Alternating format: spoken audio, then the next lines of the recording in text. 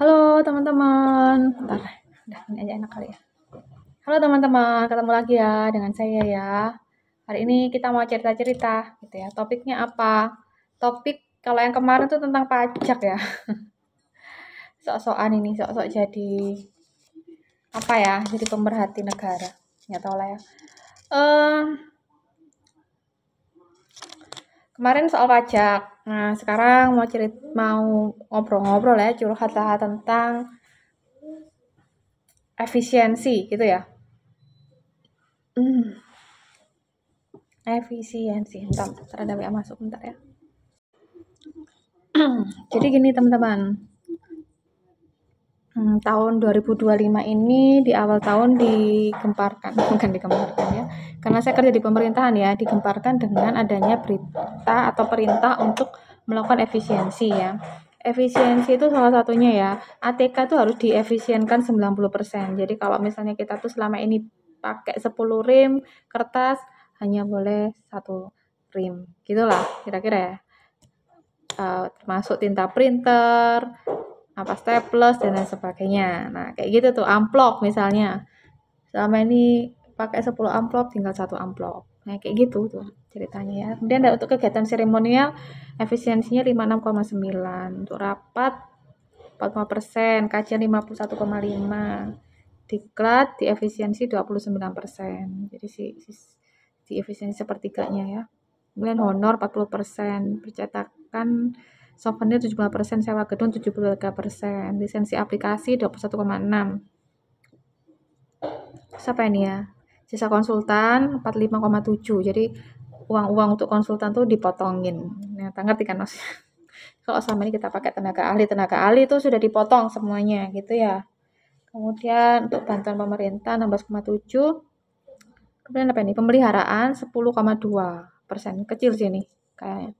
Kayak ngecat kayak gitu-gitu teman-teman, perbaikan atap kayak gitu ya. Terus perjalanan dinas dipotong 53,9. Jadi nggak bisa keluar kota lagi, jadi semuanya harus lewat Zoom kayak gitu.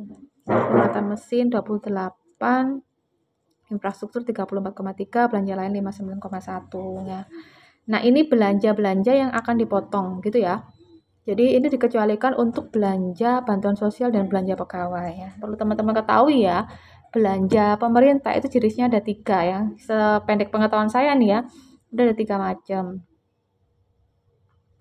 Jadi 1 tuh belanja pegawai, 2 tuh belanja peran dan jasa, 3 itu belanja modal. Belanja modal berarti yang lebih dari setahun. Jadi kayak bangun-bangun gitu tuh belanja modal ya. Kalau peran dan jasa misalnya kayak ATK, pelatihan itu kan habis tuh dalam nggak sampai setahun udah habis lah gitu ya. Terus belanja pegawai. Nah, efisiensi ini hanya dilakukan untuk 2 belanja. Kecuali belanja bantuan sosial itu kan belanja peran dan jasa ya. Kecuali jadi untuk belanja pegawai itu tidak diefisiensi. Yang diefisiensi adalah belanja modal dan barang dan jasa. Nah, ini jadi pertimbangan ya buat saya. Jadi pemikiran lah buat saya ya. Saya ini kerja di pemerintah, tapi saya juga kadang-kadang tuh bicara mengenai belanja di desa gitu. Dan saya menyarankan apa yang sudah ada di peraturan bahwa belanja pegawai itu kalau di belanja desa ya itu tidak boleh lebih dari 30% dari APBD gitu ya. Jadi 70% itu untuk belanja barang dan jasa serta modal, dan untuk pegawai itu 30%. Jadi sepertiganya aja itu sudah cukup lah gitu. Jadi nggak boleh terlalu banyak. Nah, dalam pemerintahan kita itu kan ada pergantian pimpinan gitu ya. Saya ingat ya untuk pemilihan presiden yang dulu gitu ya. Begitu beliau jadi presiden, itu langsung belanja modal dan belanja barang jasa, terutama modal ya, itu dinaikkan ya. Implikasinya apa? Banyak bangun-bangun ya, apapun bangun gitu ya. Pelabuhan, bandara, jalan tol, semuanya dibangun. Dan yang ditekan adalah apa? Belanja pegawai.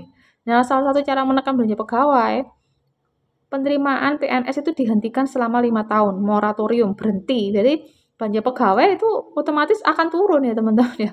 Karena orang itu akan ya udah segitu aja, kalau bisa ada pensiun ya sudah didiemin. Jadi orang itu disuruh kerja apa ya, sekeras-kerasnya lah gitu, dimaksimalkan semaksimal-maksimalnya dan tidak ada penambahan tenaga. Nah, itu efeknya apa? Satu, dia itu belanja pegawainya turun, akhirnya barang dan jasa serta modalnya tuh naik, ya seret kayak gitu. Waktu itu belanja barang dan jasa juga ya medium lah ya, tapi di modal tuh yang ditinggiin. Nah, pada saat itu saya ingat ya, ada peraturan untuk melarang adanya dengan alasan efisiensi ya, melarang adanya kegiatan di hotel gitu ya. Jadi hotel itu kan ada 7 hari dia hidupnya ya, dalam 1 minggu kan 7 hari. Nah, weekend Sabtu Minggu itu adalah untuk libur ya, untuk liburan. Orang weekend itu cuma Sabtu Minggu saja, kecuali kalau ada hari libur ya. Tapi secara normally weekend itu mereka tuh pasti panen gitu ya. Nah, selain itu Senin, Selasa, Rabu, Kamis, Jumat mereka hidup dari mana? Padahal mereka kan tetap ada operasional dan sebagainya. Itu biasanya orang kan nggak jarang ya weekend atau keperluan keluarga pada hari-hari. Nah, itu biasanya diisi dengan perjalanan dinas, baik negara ataupun corporate, dalam hal ini bisnis ya, perjalanan bisnis ataupun pokoknya perjalanan karena kerja gitulah ya. Nah, ketika tidak diperbolehkan adanya acara-acara di hotel, dari satu sisi ya, sisi anggaran pemerintah itu memang ya sudah akan keluar makan minum saja, nggak ada sewa gedung atau apa gitu ya. Ya udah gitu, perjalanan dinas juga nggak ada nginep ya, oke gitu ya. Dari satu sisi itu memang efisien ya, dari sisi belanja pemerintah efisien. Tapi dari satu sisi lain, hotel itu tidak mempunyai pendapatan ya. Nah, teman-teman ya, kalau misalnya kita pergi gitu ya ke hotel gitu ya, maka kita akan bayar sejumlah uang ya. Nah, itu memang uang negara ya, uang negara itu dilempar ke industri hotel gitu ya. Hotel itu kan ada rantainya ya, ada rantai makanan UMKM, ada pegawainya dan sebagainya. Nah, itu yang mensuplai mereka begitu ya, mensuplai kehidupan orang-orang yang bekerja di situ tuh rentetannya panjang ya. Mereka belanja, mereka pergi ke sekolah anaknya, mereka jalan dan lain sebagainya ya. Begitu rantai itu diputus pasokannya, maka ya bisa diketahui ya dampaknya terhadap perhotelan itu seperti apa. Akhirnya kan hal tersebut dicabut ya. Gitu. Dan akhirnya pada saat itu pihak hotel tuh asosiasi perhotelan atau apa tuh melakukan protes keras lah terhadap pemerintah gitu ya. Ya wis lah, akhirnya itu dibuka lagi ya, dan akhirnya boleh dengan persyaratan tertentu, dan akhirnya ya kegiatan di hotel mulai jalan lagi ya. Dan ketika kegiatan di hotel itu sebetulnya yang berbeda itu ya mungkin uang sewa tempat gitu ya, yang lebih besar mungkin lebih cocok. Tapi kalau uang makan minum kan ya dimanapun akan keluar makan minum, ya enggak? Misalnya rapat di kantor, keluar nggak konsumsi ya? Keluar lah kalau seharian rapat terus gitu ya, ngundang orang lain gitu ya, nggak mungkin nggak ada makanan ya, makan minumnya gitu, snacknya ya nggak mungkin. Ya tetap keluar, yang nggak keluar ya itu ya. Kalau uang saku ya tetap keluar ya, kan sudah ada SPM-nya atau standar biayanya. Nah itu ya, dari satu sisi itu sepertinya itu benar gitu ya, hal itu efisien, tapi ternyata tidak dipikirkan secara whole dan dampaknya panjang. Nah, sekarang ini kita ada pemerintahan baru ya. Nah, pemerintahan baru itu kan APBN-nya itu sudah dirancang tahun 2024 oleh pemerintahan yang lama. Nah, ketika pemerintahan baru itu berjalan, maka dia menggunakan anggaran yang dirancang oleh pemerintahan yang lama. Kemudian ketika dia melihat itu, mungkin dia merasa kurang sesuai dengan programnya, maka dia melakukan namanya revisi terhadap anggaran. Ya, anggaran perubahan lah. Nah, anggaran perubahan teman-teman bisa lihat ya, masih bisa perkirakan ya. Uang kita tuh ya satu lingkaran ini ya, 100% satu lingkaran ya. Jadi kalau misalnya ini sudah ada presentasenya ya. Misalnya mandatory spending ya, itu pendidikan 20%, kesehatan 10%, infrastruktur 25%, ADD 10%. Nah, sisanya itu 35% ya. Nah, dari 35% itu dibagi menjadi gaji pegawai dan juga belanja modal dan belanja barang dan jasa untuk kementerian-kementerian lain. Misalnya selain Kementerian Pendidikan, Kesehatan, kemudian yang tidak ada hubungannya dengan infrastruktur, misalnya seperti Kementerian Pertanian, Kementerian Olahraga, Kementerian saya gitu ya. Itu nggak ada hubungannya dengan mandatori. Nah, itu dibagi-bagi ya. Jadi uang itu menurut saya itu ya memang besarnya tetap ya, 100% itu ya sudah tetap ya. Nah, kalau misalnya ya ada pergeseran belanja, ya belanjanya itu dialokasikan untuk yang lain, maka itu akan mengambil belanja dari kementerian lain. Nah, saat ini kan banyak kementerian-kementerian yang belum ada anggarannya di tahun kemarin, ya. Dan mereka kan untuk menjalankan kegiatannya itu kan harus mengambil dalam tanda kutip ya, uang dari kementerian lain untuk dimasukkan ke kementeriannya. Gitu ya. Jadi kalau nambah kementerian itu bukan berarti itu uangnya itu nambah gitu, enggak, uang itu tetap teman-teman, uang dari APBN kita itu ya naik turunnya itu ya nggak bakalan jauh dari sebelumnya gitu ya. Dari pendapatan negara bukan pajak, dari pajak ya itu kurang lebih ya sama, naik turunnya itu nggak mungkin 2 kali lipat gitu, nggak mungkin ya. Apalagi kalau dihubungkan dengan pendapatan negara yang bukan pajak, misalnya harga minyak bumi 2 kali lipat kan enggak, naik turun ya segitulah ya. Nah, begitu teman-teman. Nah, untuk pengembangan saat ini ya, saya lihat dia kayaknya ya belanja barang dan jasa serta belanja barang dan jasa serta belanja modalnya itu kayaknya ditekan ya. Jadi lebih tinggi tuh kayaknya lebih menaikkan belanja pegawai gitu ya. Ya mungkin lebih banyak orang yang terlibat di kementerian itu gitu di pemerintahan itu ya.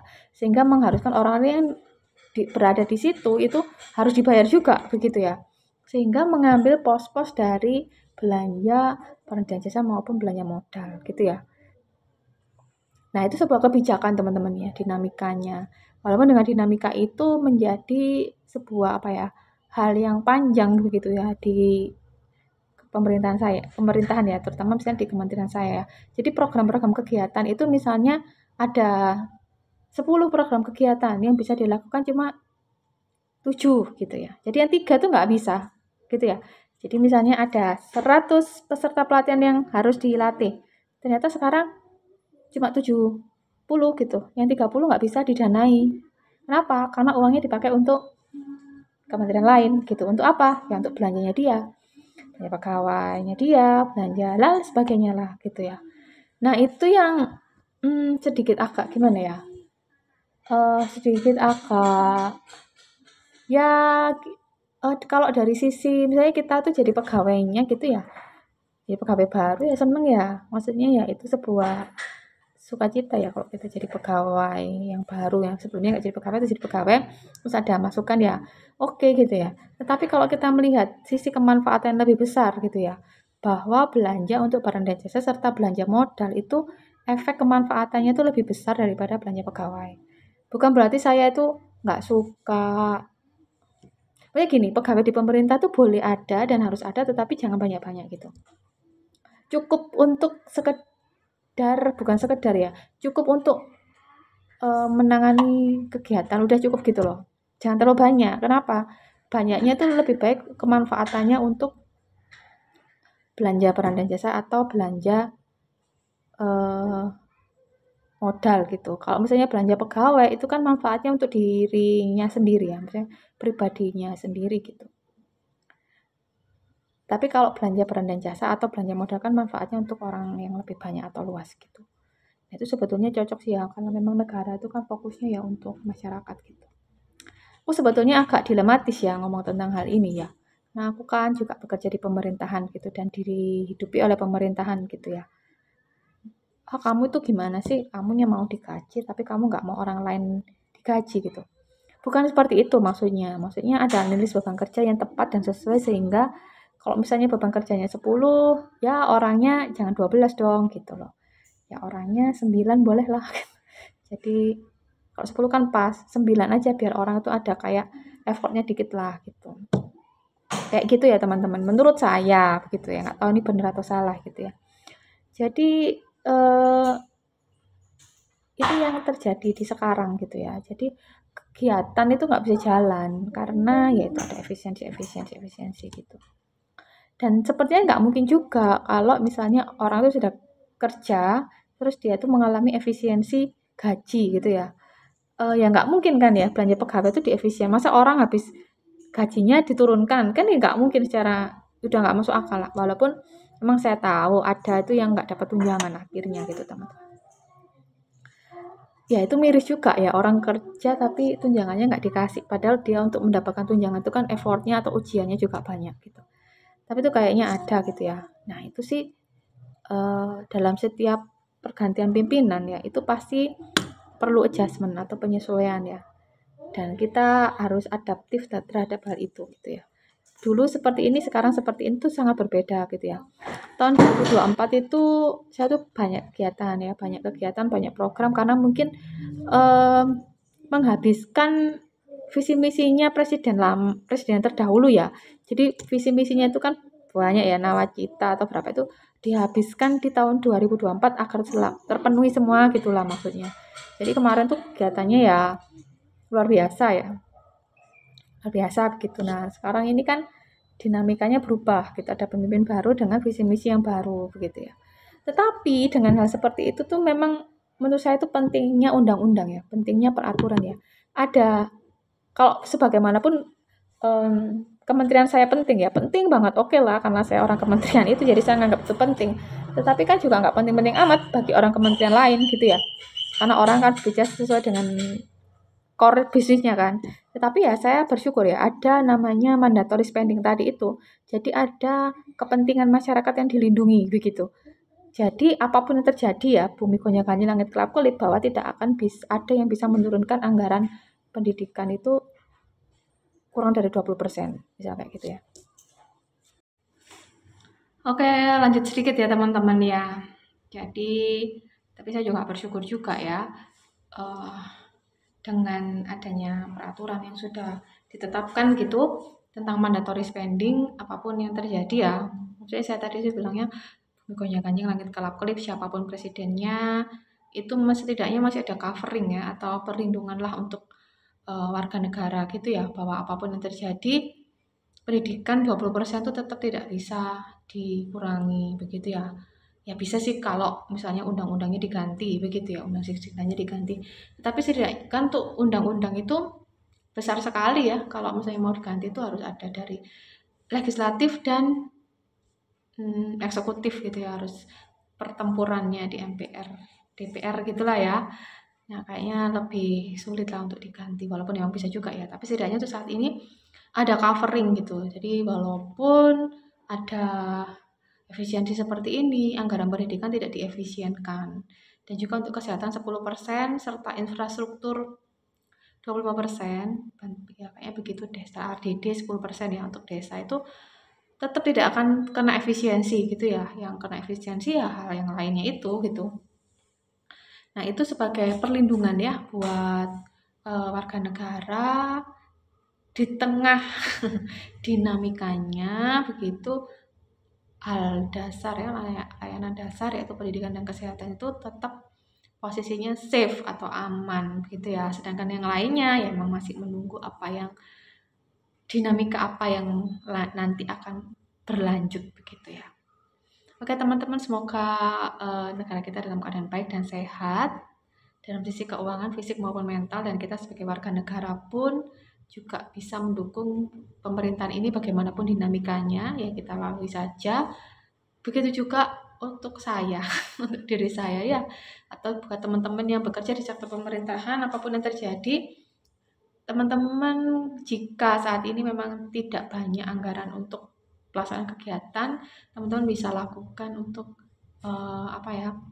empowering gitu ya, memberdayakan dirinya sendiri, self empowering, atau kalau di disertasi saya judulnya heutagogi ya, membelajarkan diri sendiri begitu ya. Jadi tidak berhenti karena kita nggak bisa berkegiatan begitu, tapi ada kegiatan-kegiatan yang bisa dilakukan tanpa adanya anggaran. Kan ada toh kegiatan misalnya kegiatan diri kita sendiri atau internal itu diskusi lah dengan teman atau membahas hal yang lain begitu. Setidaknya atau merencanakan itu juga nggak apa-apa ya, proses-proses kreatif setidaknya itu menjadi tabungan atau menjadi tandon ya, menjadi bahan baku seandainya nanti, dan tidak mungkin akan sia-sia ya seandainya nanti sudah ada kegiatan tinggal berjalan gitu ya. Jadi jangan sampai kita tuh stuck dalam keadaan seperti ini, tetapi tetap tetap jalan, tetap berdaya, tetap kreatif gitu ya. Oke teman-teman, segitu dulu ya. Nah, cita-cita dari saya semoga memberi insight baru buat teman-teman.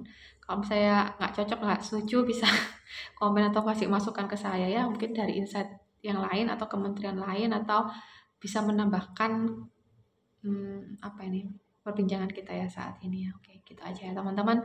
Terima kasih. Bye-bye.